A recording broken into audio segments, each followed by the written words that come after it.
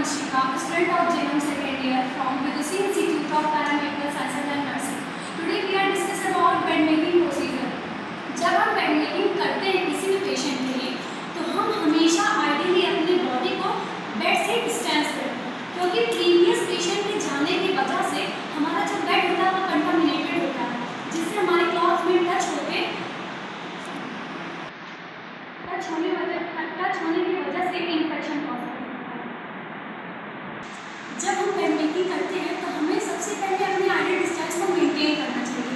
जो हमारी ideal distance होती है वो 15 to 18 सेंटीमीटर होती है। बेड मेकिंग करने से पहले हमें अपने बॉडी पोस्चर और अलाइनमेंट को मेंटेन करना होता है।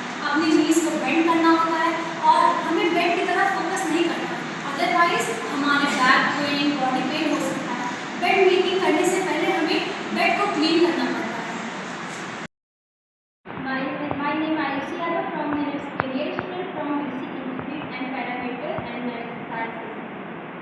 आज हम बेड मेकिंग प्रोसीजर करेंगे, आप लोगों को बताएंगे।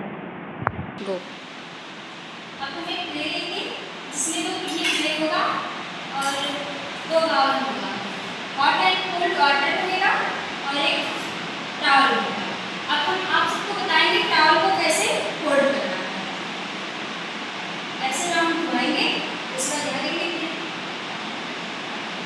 यहाँ से उठा के नीचे से हम इसमें टैप करेंगे। गो, चलो।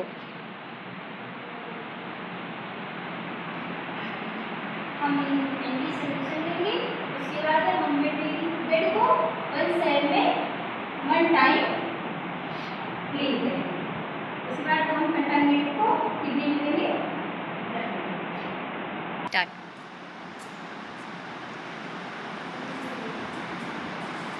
अब हम अपने साइड व्यू को क्लीन करेंगे। 1 सर्व को 1 टाइम करेंगे और उसमें हम ध्यान देंगे अपने नेल्स को प्रोटेक्ट करेंगे, जिससे इंजरी भी नहीं हो सकता है।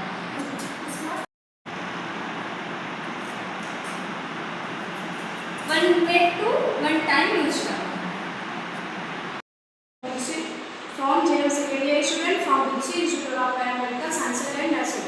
I am telling about the bed making articles. Bed making articles में जैसे हम pillow cover, bed sheet, draw sheet, Macintosh and blanket का यूज करेंगे।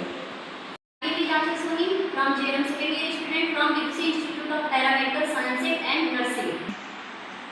This is bed sheet. इसे हम बेड पे स्प्रेड करेंगे, इसमें भी कोई भी रिंकल्स ना पड़ी हो और जिससे ये हमारे पेशेंट को कंटामिनेशन के कांटेक्ट में ना आए।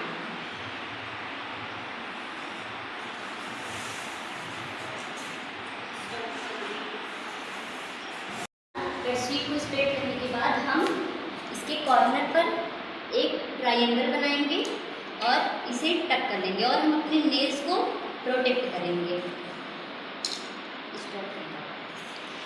उसका यूज करेंगे मैकिंटोश का मैकिंटोश को स्प्रेड करने का एक रूल होता है, जिसे हम रोल करके इस तरीके से बेड शीट के ऊपर स्प्रेड कर देंगे। मैकिंटोश का जो पर्पस होता है वो होता है कि इससे हमारे बॉडी के एब्नॉर्मल फ्लूइड से प्रोटेक्ट करता है। जो मैकिंटोश और पिलो के बीच की डिस्टेंस होती है वो 37 to 40 सेंटीमीटर होती है।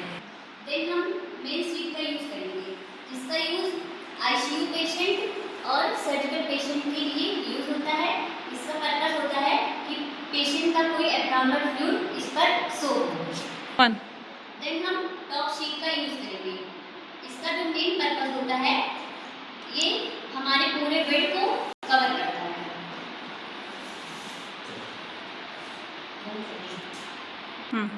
देन हम ब्लैंकेट का यूज करेंगे, जिस ब्लैंकेट और पिलो के बीच की जो डिस्टेंस होनी चाहिए वो 15 to 80 सेंटीमीटर होनी चाहिए, जिससे पेशेंट जान सके कि उसे कहाँ पर लेटना है।